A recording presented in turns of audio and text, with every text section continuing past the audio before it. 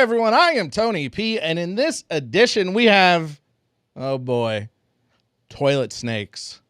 Toilet snakes and trouser snakes. Huh. We got a weird one today, and you never want to miss them. You never want to miss these when these special weird episodes come along. So if you can, hit subscribe below. That would be awesome. It would make my day. I was not ready for this next story. This is something I had seen on the internet and always read about, and people were always afraid of, but it was one of them things I legitimately did not think could happen or had happened. Y'all, this happened. This is real. A Colorado woman was terrified when she looked into her toilet and saw something shocking.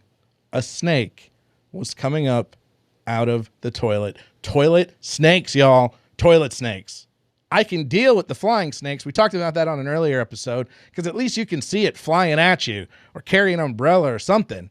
You know, that's on you. You can defend yourself against a flying snake. But what can you do? We all have to use the toilet. Miranda Stewart of Fort Collins. You know what? This is a real lady. I looked her up. Guys, I looked her up on Facebook. It's in a neighborhood community group. She was using the restroom at her apartment when she made the discovery. I used the restroom, went to flush and everything, and it wasn't going down. I looked, leaned in closer, and a snake head slithered up. Burn the whole thing down. I don't know. I do not know what I would do. For starters, I would cry. I would cry. Who do you call? What do? You can't call your friends. I wouldn't. They would just make fun of me forever, and I would cry more. Stewart said the discovery reinforced a longtime fear she once thought to be irrational. Fair. I thought it to be irrational too. Literally until yesterday when I saw this article. It's actually been one of my fears since I was a kid.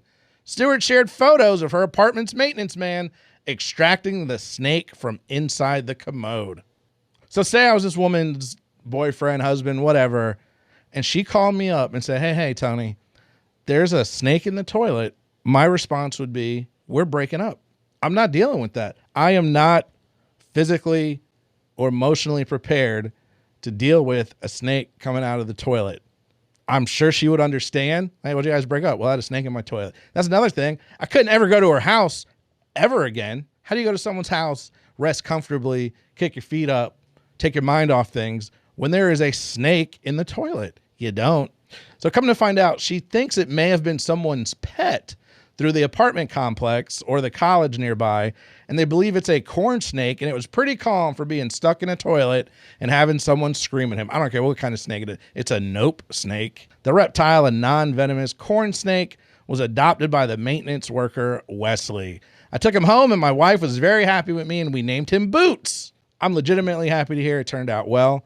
I'm glad they didn't kill the snake. Nothing bad happened, but I'd still burn it down. Arrest me. I'm sorry. Your Honor, there was a snake in the toilet. I rest my case. All right, so I have to admit, this one is a little more mature adult than I normally cover on the show, but it's scientific, it's real life, and it's very fascinating. But, you know, if you have little kids, my friend Amanda said, hey, I saw this story and thought of you. A dad in the United Kingdom who lost his penis after a severe blood infection is now the first man in the world to have a new penis built onto his arm. And I think it's legitimately fascinating, but I still can't figure out why Amanda said, oh, penis arm, that's my man Tony.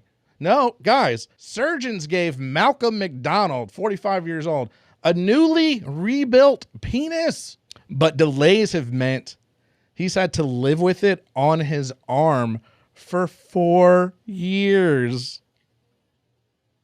McDonald, a mechanic, can't wait for his $100,000 appendage. It was funded by UK's National Health Service and was meant to be transferred where it should be, below the belt. But he still sees the funny side of having it hanging from his arm.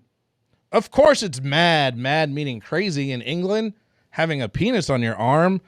Not even I'm used to it, but when you think about it, it's actually amazing. I'm kind of, in all sincerity, guys, I'm really there. McDonald lost the appendage when a long-term blood infection turned into sepsis, and it sent him into a complete panic. You know, that stinks. I feel for that dude. But then they sent him to Professor Ralph. He said, after everything I had been through, it didn't feel weird at all. It was just a part of me. He did say he had to wear long sleeve shirts. Yeah, I do think it's great, but it's still hilarious to me. How you just got a thing on your arm? Of course, people ask him about it when they see him in the pub, and people make jokes. Yeah, look, dude, this is a PSA to everybody out there. I love you all. I really do. And I hope nothing but the best for each and every one of you watching this video. However, if there comes a day where you have a penis growing on your arm, I have no choice but to make fun of you. I'm sorry.